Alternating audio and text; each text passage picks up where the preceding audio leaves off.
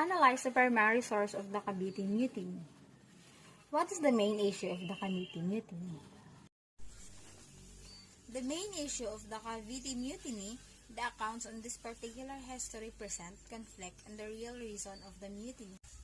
What are the arguments in the Cavite Mutiny?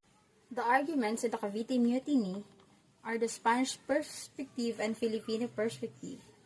The reports of Vidal and Izquierdo both implicated that the rebellion was an attempt to overthrow the Spanish government. In particular, Izquierdo reports that the Filipino clergy is behind the mutiny to rally secularization. Both has originally reported that this plan was caused by the abolition of the privilege of the workers of Cavite Arsenal, which includes the non-payment of taxes, of tributes, and the exemption from forced labor.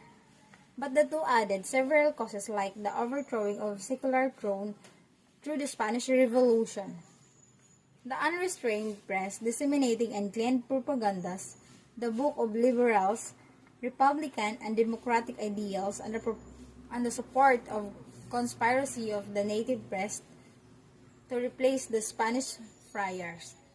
For this reason, Govorza in February 17, 1872 was executed. While Filipino perspective, for the Filipinos, the mutiny was a response to the injustice in the society.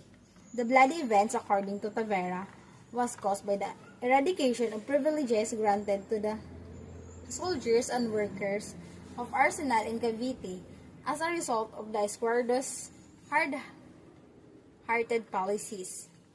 When they found out that taxes and other burden have been deducted from their salaries, they rose arms on January 20, 1987.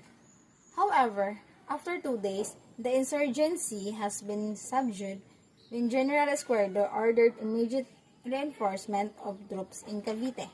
In addition, Tavera reports that the friars and Izquierdos have used the mutiny to report a conspiracy of Filipino residents and clergy to abolish the government.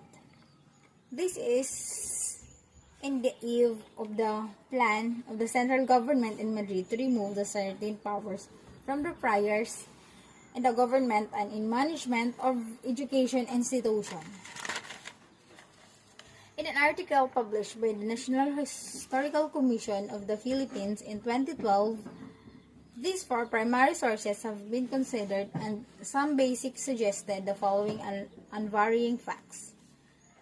There was dissatisfaction among the workers and the arsenal as well as the members of the native army after their privileges were withdrawn back by General Izquierdo.